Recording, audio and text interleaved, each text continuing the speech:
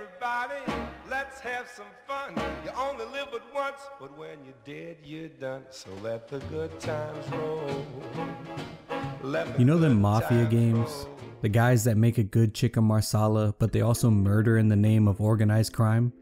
Yeah, use guys. They had some games made about them by 2K Czech, and they were, pretty good. The first Mafia game dropped in 2002 based on the fictional city of Lost Heaven, a mixed bag of elements from New York, Chicago, and Los Angeles, centered in the timeline of the 1930s. You play as a taxi driver that gets mixed in with the mob by helping them bootleg whiskey and rob banks and stuff. Hashtag mob life. The game was great. It was deemed as a more serious Grand Theft Auto type game. The thing that sold the game for me though was the world building. Lost Heaven was amazing. The city was so alive. It had a large assortment of time appropriate vehicles based on real cars of the time, such as the Ford Model A and the Cadillac V16. But it's not just the cars, it's really everything. The amount of attention to detail they threw at the game was astonishing. The colors, the textures, the buildings, the guns, the people, their clothing, their hair, hell, even the way that they talked all screamed 1930s. And the terrific voice acting propelled the theme even further. The thing that really sold me though was the music. The radios both in the cars and the ones you hear around the city played big hits of the time like I'm Not Rough by Louis Armstrong and The Moochie by Duke Ellington. The game was fantastic, getting top reviews by every outlet, IGN giving it a 9.2 out of 10. The only gripe with the game was driving to every mission. There was no fast travel to be seen. With a map not too large and incredibly beautiful to look at while you drive, it wasn't too big of a concern. On to 2010, Mafia 2 released following all the strong points on its first game and creating another masterpiece of world building.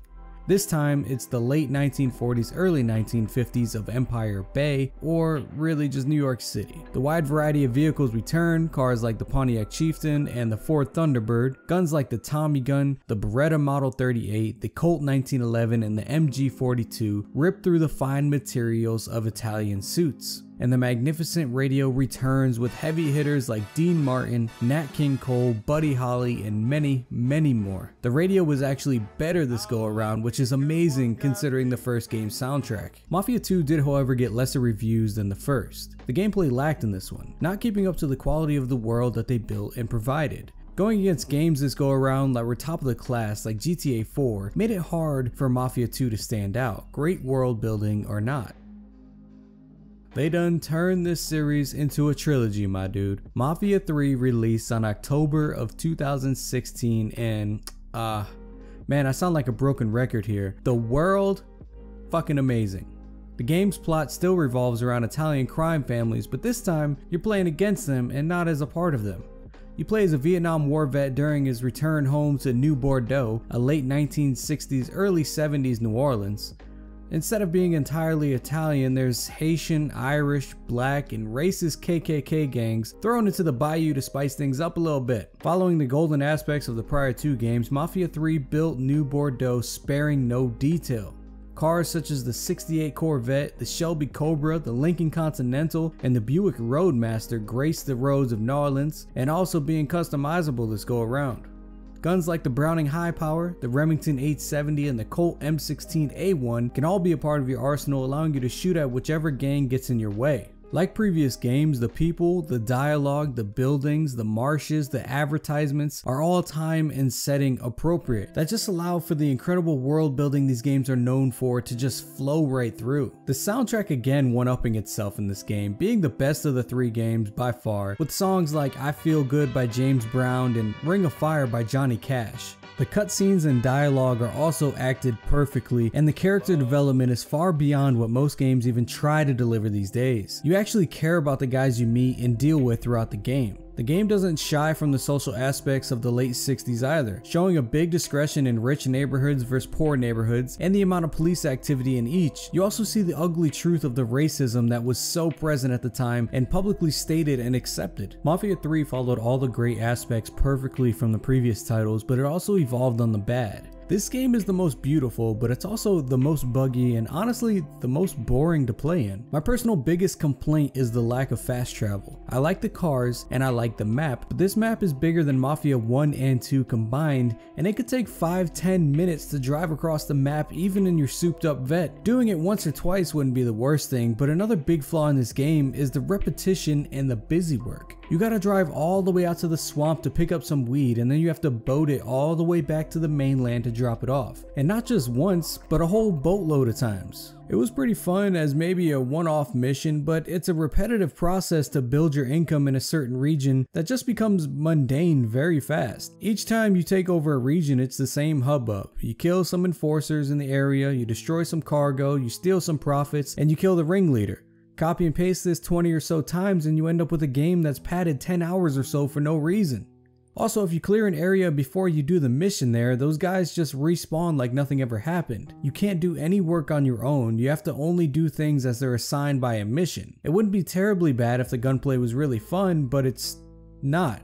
It's not fun, but it's not worth doing it more than you need to. It's also the same cover and shoot type deal from Mafia 2 that feels more like whack-a-mole shooting gallery than a fun and engaging combat system.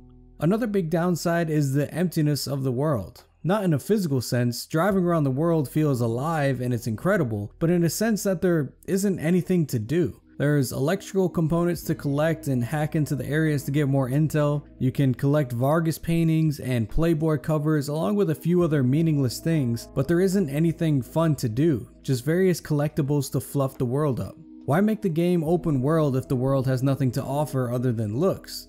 The bugs are on a person-to-person basis. I never encountered any massive glitches or anything like that. I did run into a couple problems where the game wouldn't register that I killed everyone in an area and it still had me in combat mode and wouldn't advance the story. There was also times where it would say like, talk to blank, and I go up to them and I try to talk to him and the guy just looks at me, but he won't give me the mission and I have to restart the game. Minor bugs like this happen in some games and they're upsetting, but I've seen some pretty massive game-breaking glitches online for this game. I'm just lucky enough to have never encountered them myself.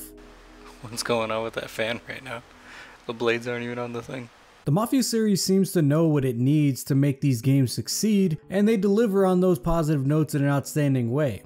Each game had thought-through protagonists, settings full of life and meticulous detail, time-appropriate cars, guns, music, people, and speech that immerse you in the world 2K Czech is building.